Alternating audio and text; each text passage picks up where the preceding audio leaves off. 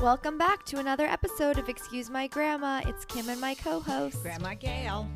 Still down in Palm Beach. And we've done a lot of outdoor activities and a meeting with loads of people who want to be on our podcast, want to do things with us and partner with us. So we've had a very successful week, Kim. Yeah, it's funny that sometimes we can do business meetings down here because you don't think of it as like a New York, Chicago, LA thing, which it's really not, but there are a lot of people who reach out to us for business opportunities here, which is great. There's a lot of stores down here, so a lot of like the brands we like to work with or potentially work with, like a Lily Pulitz or like a Jay McLaughlin, they're like down here. So yeah, and as of course, as people are exiting the Northeast and coming to be down to Florida, we've got many more large companies here, and we're finding that they're looking for us. So that's really fun, and we're having a great time with it. Yes. What have we been up to recently? Had my birthday, pretty uneventful. Well, but it was a very nice day. You had a good day. We were all over the place. We went to it for a little shopping. We had a tiny bit of shopping, not that much. And you saw a fabulous thing in Chanel that you were fantasizing about. I don't know what you'd use it for. I think even if I was a billionaire, I couldn't get behind spending money on a mirror. On a mirror. It was this gorgeous Chanel hand mirror. But like, you have your selfie camera on your phone. So what do you need a mirror for? I think it's just a giggle. Yeah. I think it's just for the person. It's a gift for the person who has everything. Yeah, exactly. And it could be a fun thing, for maybe a 50th birthday party that's a surprise. Right. It was fun. We walked around the avenue down here, which is always beautiful. Then we had lunch at the beach because it was so hot you had to be on the ocean to get a breeze. Yep. And I walked Millie, the puppy. Yes, you were very busy watching her dig holes. I think she thinks she's going to China. She digs so deep. Of course, this past week you went to the Honda Classic, which we had to figure out an outfit for because it was at least going to be 92 walking along the course. And it's fun because I go with some friends and we get tickets in the Bear Trap, which is like the area that is pretty social. Like, people are obviously watching the golf, but they're also like drinking and it's more of like a day party kind of atmosphere. And I think also it shielded you a little from the sun because it was so beastly hot on the course that day.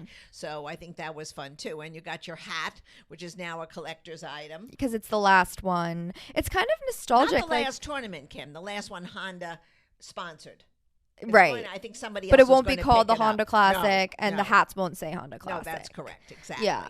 Exactly. I really like going. I mean, it's the only sport that I care about, so it like is more fun. I mean, it's fun to go to a basketball game or a baseball game, but I don't like actually watch the sport. Well, because you know how to play the game, so it makes you a little more interested if the putts go to the left or the putts go to the right, and you think that maybe if you watch the guys long enough, you're going to pick up the same kind of strokes. Yeah. But Did you watch the golf show that's on Netflix that everyone's talking about? The Full Swing. I did watch it. And actually Poppy watched it. After the first chapter, turned it off because I was a little disappointed. They had two young players on a private plane drinking and gambling.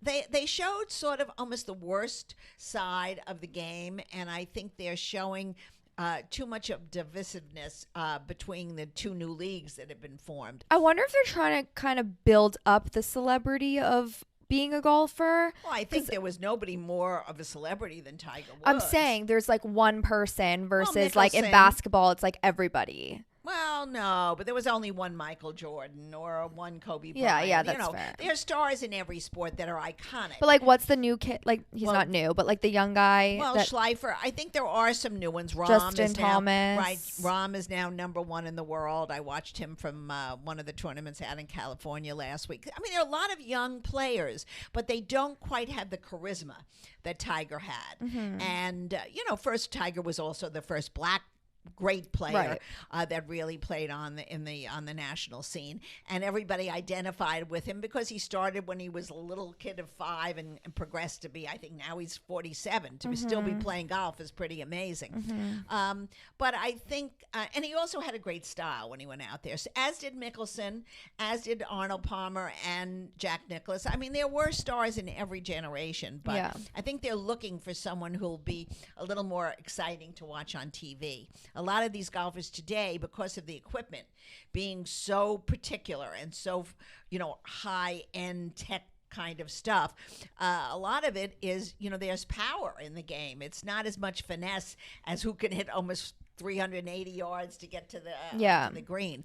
So I found it interesting, like watching their relationships for some reason, like with their girlfriends or wives or whoever. Well, I think they need that. I think they have to have some kind of relationship to keep them grounded to some extent. And that's why so many golfers, I shouldn't say more than. I think most athletes actually marry very young because they have to blot out the noise from all the people around them who want a piece of them. Right. And therefore, when they get home, they can have a family, they can sit down and have a pizza with their kids and somehow go back to a real world situation, which they don't often have. But it's like a double-ended thing, right? Because like if you are a celebrity athlete, like a lot of girls are going to want to go out with you. That's like tempting. But also, personally, I feel like if I was a professional athlete, as you're saying, I would want somebody who I know is like in it for the right reasons. Right. Well, of course. Like, so, and also you're always traveling, you're always whatever. Like, it's a very hard thing on a relationship, I'm sure. Yeah. I'm sure.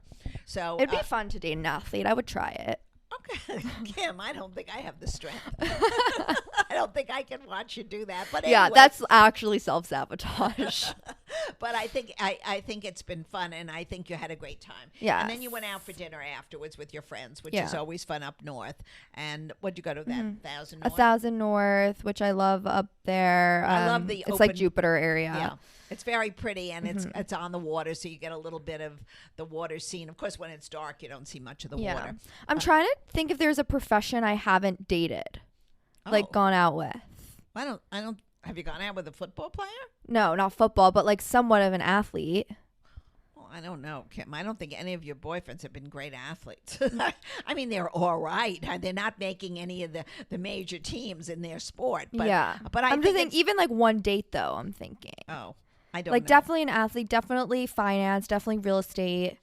Have I gone out with a doctor? I don't even. Well, that would be the best. I don't even thing. know. Definitely a lawyer. Right. Definitely a lot of people in media. Yeah, definitely a lot of media people. No, I think a doctor could be something you could really aspire to. Maybe that's a 2023 goal. I think that would be a good thing. Grandma likes doctors. Yeah. But I think guys who are doctors know that whoever they're going out with, their mothers and grandmothers are going to be obsessed with them. So they have like this air of like, I'm not even worried about what your family's going to think. I know they're going to love me. Well, they usually do. And I think most people in the medical profession, whether it be a woman or a man, tend to marry other doctors. Of course, Kim, your biggest trauma this past week has been that somebody hacked your Instagram, your business. Was it your? No, not excuse my grandma account. Right, so heavens, don't worry about heavens. that. But my personal Kim Merstein account. It became so frustrating to try to find out how to get rid of this terrible person on your account, and it's impossible, right? Yeah, well, as of the time we're recording this, I'm still not back in my personal account.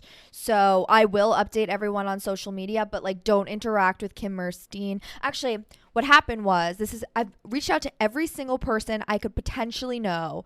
So on LinkedIn, which is like the professional platform to like connect with people, if you don't know, I looked at everyone who went to Cornell who works at Instagram.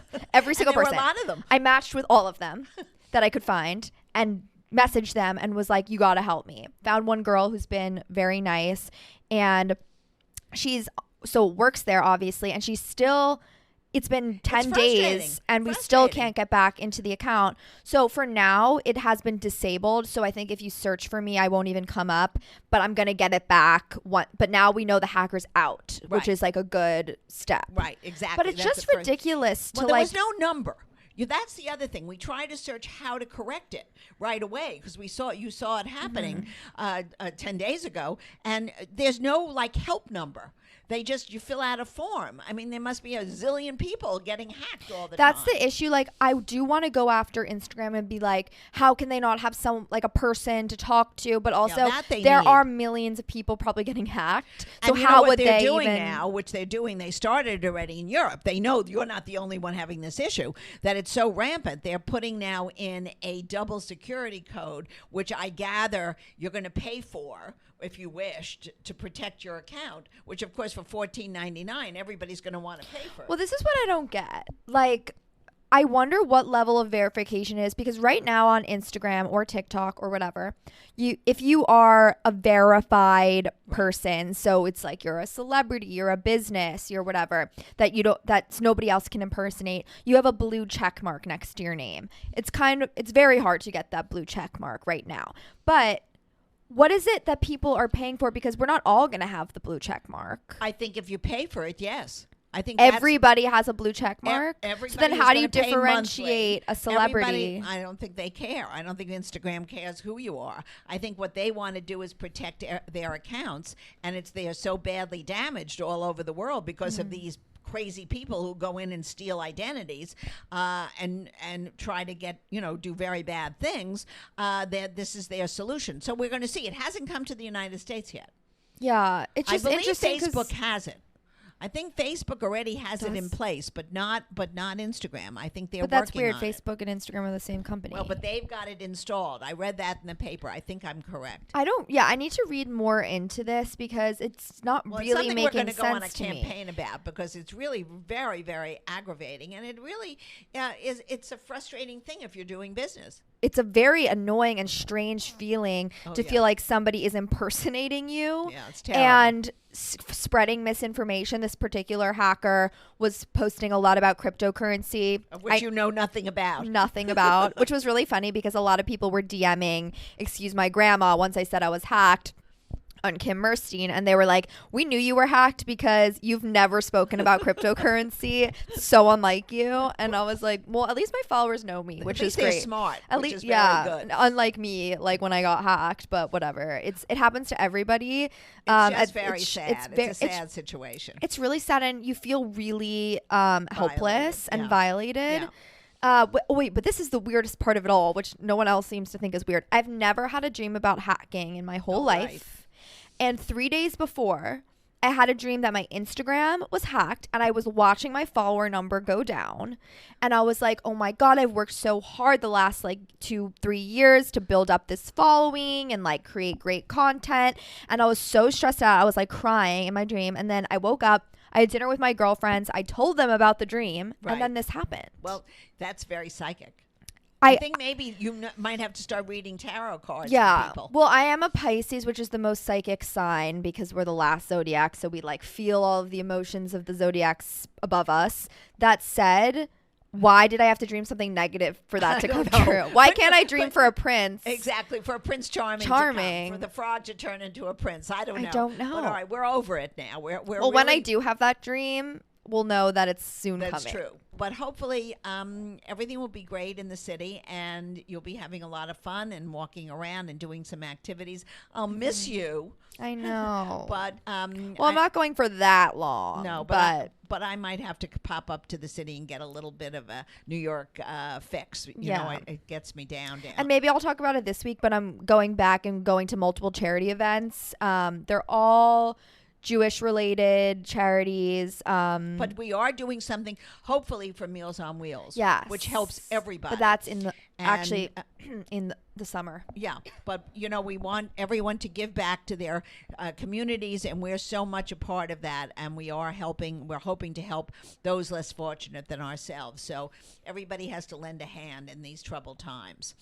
So, Kim, I think that sort of is it for this week. I think it's really enough for this week. We've covered a lot of areas, and we wish you all a good week ahead.